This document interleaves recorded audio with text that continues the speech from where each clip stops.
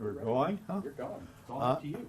I'm John Lindholm. I'm working with the Riley County Veterans History Project.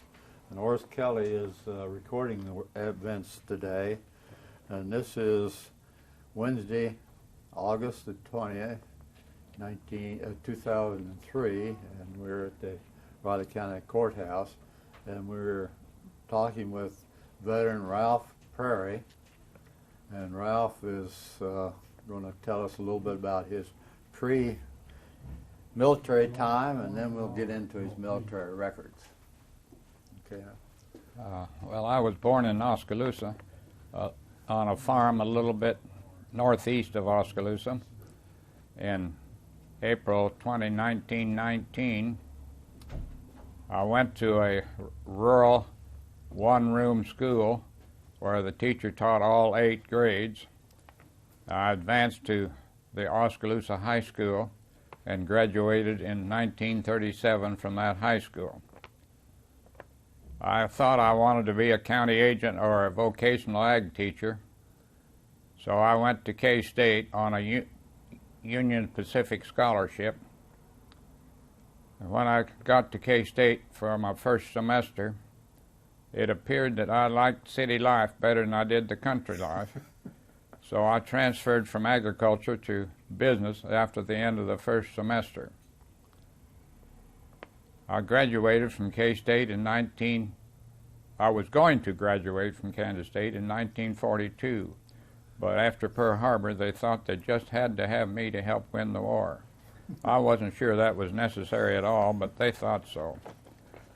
So while we were in college, I met Edith, and we started dating in 1937. We got engaged in 1942. No, I beg your pardon, in 1941. And so we were engaged when Pearl Harbor came along.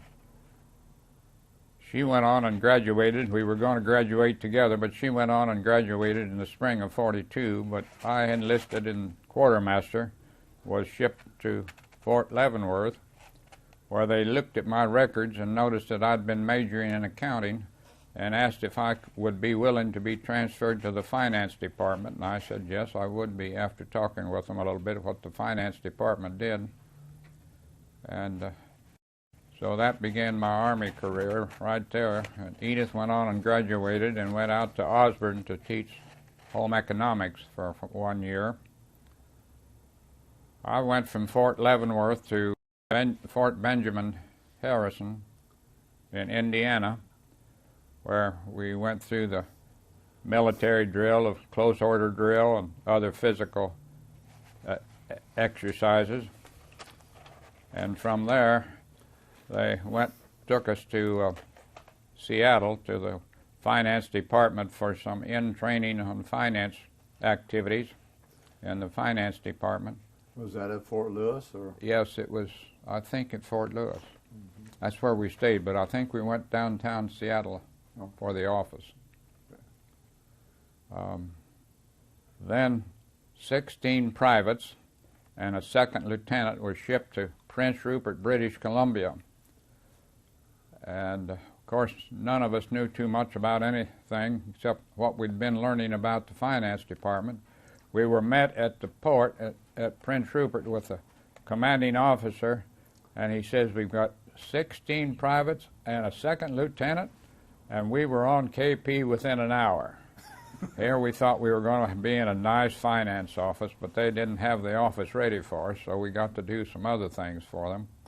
Finally, they got an office building in the downtown part of Prince Rupert, and I advanced from private to master sergeant in that office by the time I was ready to be discharged from the Army.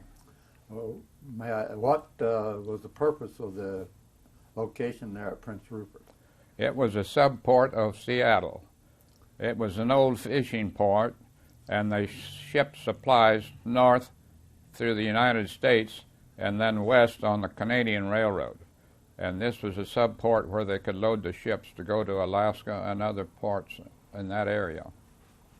And they had a big warehouse there, and we had to, the finance office was paying the soldiers and taking care of the local bills and paying the officers, of course, and officers' travel.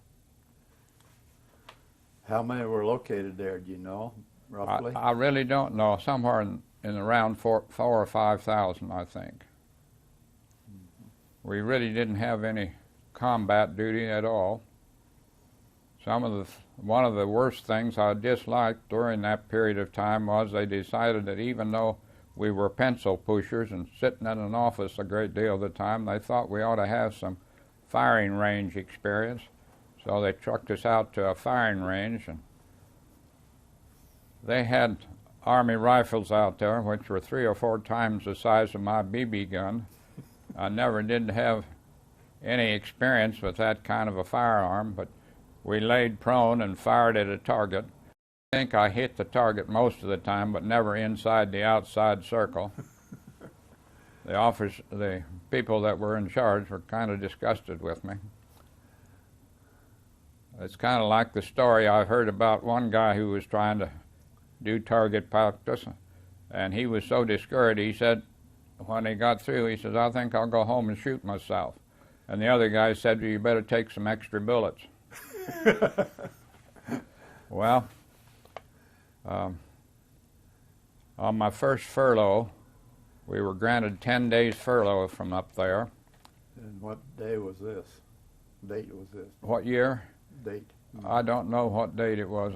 It's in November of '42. Okay. But that's about as close as I can do it.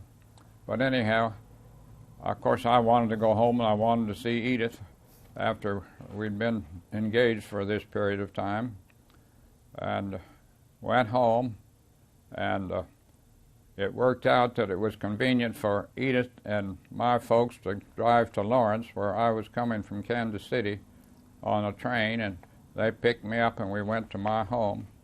And after everybody else had gone to bed, my wife sat down and we talked a little bit, and she was trying to tell me of some of the wedding presents that I'd never seen. And somehow or other the subject of marriage got in the conversation. The next thing I knew, we decided we were going to get married during that furlough. So we got married on November 26th of 1942. And on that 10-day furlough, we honeymooned in Kansas City, and they counted the furlough time from the time you crossed into the United States until you crossed out of the United States. So Edith had made arrangements to be gone from her teaching post out in Osborne for a while, and she went with me on the train from Kansas City up to Winnipeg so that we could be together a little longer. And then she went back to teaching and I went back to Prince Rupert. Well, Prince Rupert is a place where they measure the hours of sunlight as we do here as the amount of rain we get, because it was very seldom that we had any sunshine. It was either misting or cloudy or something most all the time. It was a little depressing, and the morale was a little hard to keep up, so the officers at charge somewhere along the line decided that they would let wives come up and visit.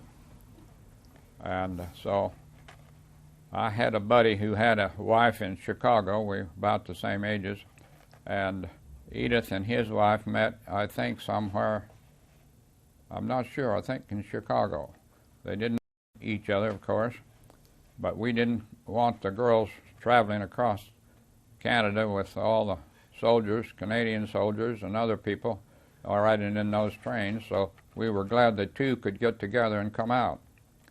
The train came into Prince Rupert about 11 o'clock at night. My buddy and I went down to the station to meet the girls, of course, and we weren't sure that it was quite proper for them to come in yet, because they just told us that they wouldn't be too much action taken if they did come visit. And we were walking around kind of watching who was there, and lo and behold, there was an officer there.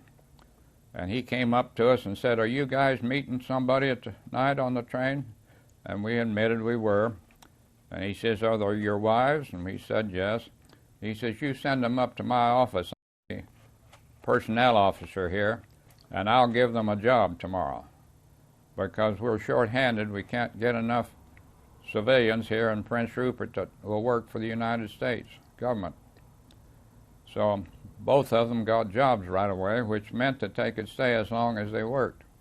Edith worked in the quartermaster warehouse, where she was an administrative assistant to the WAC officer there that was working in the quartermaster. And so she got to stay, and we at first had to live in a one bedroom in a private home, but later on we were able to rent a house. And of course we were glad to move into that house and be together. I was permitted to live off post. I had to report in occasionally, of course, but I was always in the finance office every day, so they knew exactly where I was. And she continued to work, and we spent the rest of our time up there at Prince Rupert, living together in that house and working in 2 different offices. Did you have a car then, or did No you car. walk? Or You just walked everywhere. Distances weren't too great, but you got your exercise all right. okay. You want to rest a little bit? Oh, I'm all right. Okay. When did you start your family? Well, we didn't start our family until we came back to the States. Oh. In fact, quite a bit after that. Uh-huh. When the war was over and we were being discharged, I was shipped to Fort Lewis again for discharge. And this was in what day of month? This was in November of '45. And we took the train back across the Canadian mountains to things that I can't get the right word for the town. It was Jasper. Jasper. Yeah. Oh. Mm-hmm. And then on back to Winnipeg and back down south from there, Winnipeg. And of course, by the time I got to home, the fall semester was well underway, so at K-State, so Edith and I just sort of took a little vacation, visited my family and her family, and then went out to Manhattan and made arrangements for an apartment so that I could enroll in the spring semester and finish my college degree then in the spring of 46. Yeah, 1946. And while I was finishing that semester, they needed a student employee in the controller's office, and I was glad to accommodate them. And I enjoyed the work there, and when I graduated, they offered me a full-time job in the controller's office. And that's where I stayed.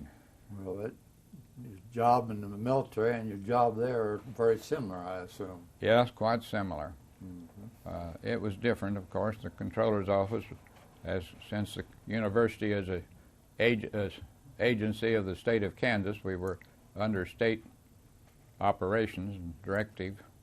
I assume you met each other at Wesley Foundation. Our first date was to Wesley Foundation. I know a lot of people met at Wesley Foundation and the campus here at Kansas State University. They sure did, didn't they? Uh-huh. Yeah. And when were your children born then? Well, our daughter was born in 1949, and our first son was born in 1951, right during the '51 flood here in Manhattan, and our second son was born in '53. And did you do any postgraduate work? No, I did not. You didn't have Just the BA degree. For you there in the office, they didn't have it. Did Edith work then for a while after you came back? Edith worked in the registrar's office for a year or two, and then we were renting an apartment just south of the campus, and then we had an opportunity to buy a house, and we decided that she could stop working, and we bought the house, and she became a homemaker.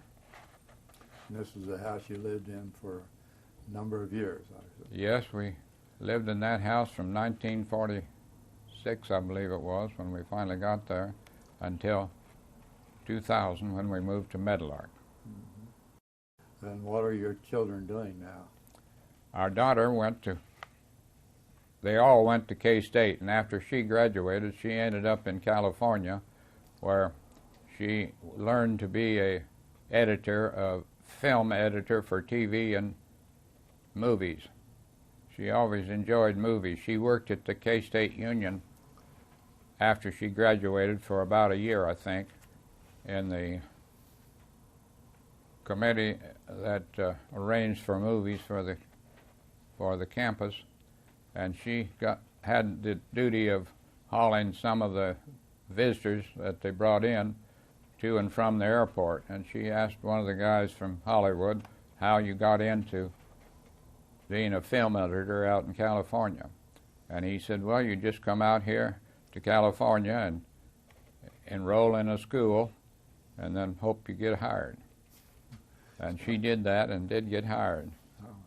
And then unfortunately she had a heart problem that neither she or the doctors knew anything about. She failed to report for duty one day, and the boss says, that's not like Nancy. She'd either call in or be here. So he sent some people from that office out to see if she was all right, fearing that she might have had an accident along the way to work that morning in the traffic.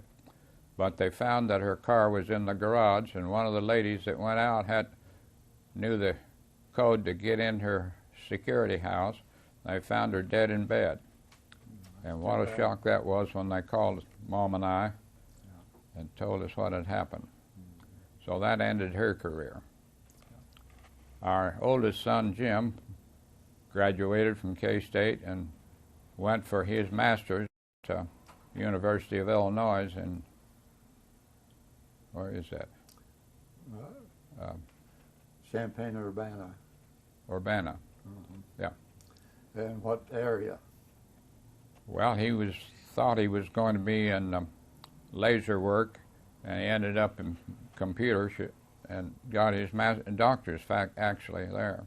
And then he was employed by DuPont in Wilmington, Delaware, and he worked there for a long time.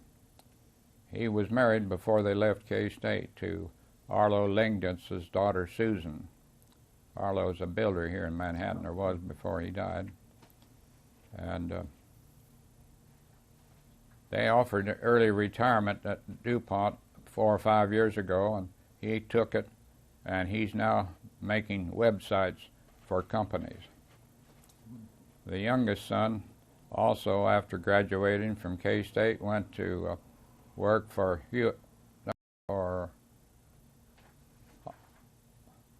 what is the company that makes thermostats? Honeywell. And he went to get his master's degree at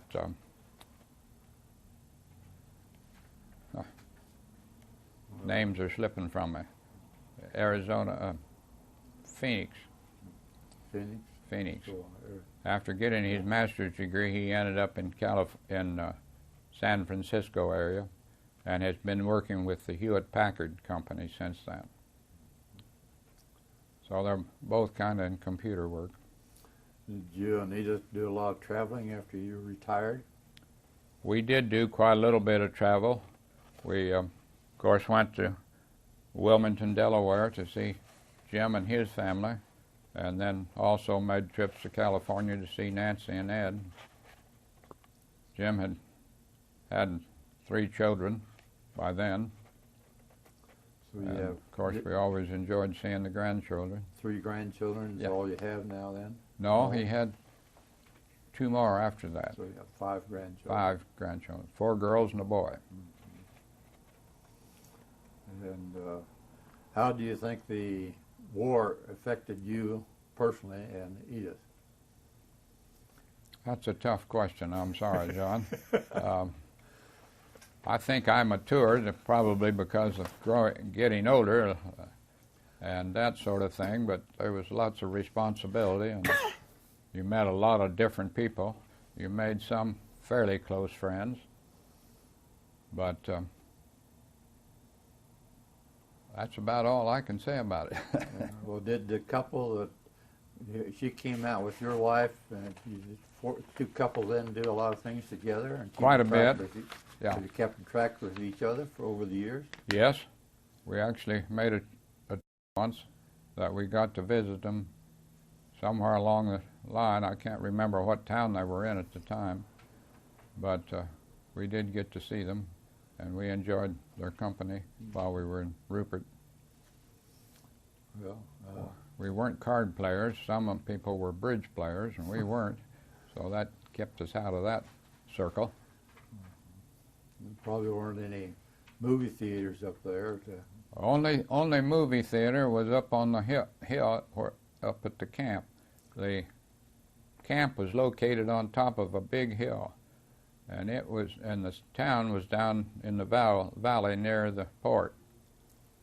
But they did have some features up in that camp theater that we were permitted to go to. But there wasn't any theater or any other kinds of entertainment. While you were working at Kansas State, what other activities did you do as a hobby or service activity? Well, I enjoyed gardening. We had a place in the back of our house where I could make both a lawn and then a space for gardening. I enjoyed doing vegetable gardening. My wife enjoyed flower gardening. And so we both worked outdoors in the summertime quite a bit. I tried to keep a neat and well-groomed lawn. The other activities was working in Cub Scouts. I was on the troop committee, and but I didn't do much camping with the Scouts. I was more in the, shall we say, the organization administration part of the troop. Edith did a lot of volunteer work. She also worked in Girl Scouts, was a leader for the troop that Nancy was in. And then, of course, both of us worked at the First United Methodist Church. In later years, I was treasurer there, as Horace mentioned, for 8 years. Well, we're glad to have you come down and tape your memoirs here, and we will get these on record, and hope that you can enjoy showing them to your wife and to your sons. Get a copy of them. Well, will you be able to obtain a copy of it? Yes, sir. We'll have a copy ready for you. I don't know just how soon it'll be, but this is one of the things we do. Okay, I'll be happy to have that. Okay. I think that's about the story.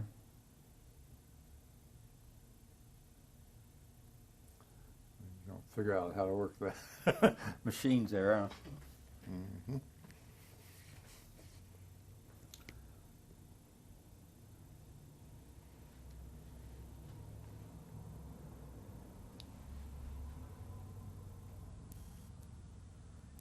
Yeah, as a matter of fact, we'll give you a copy here before you go. Oh, really? Yeah.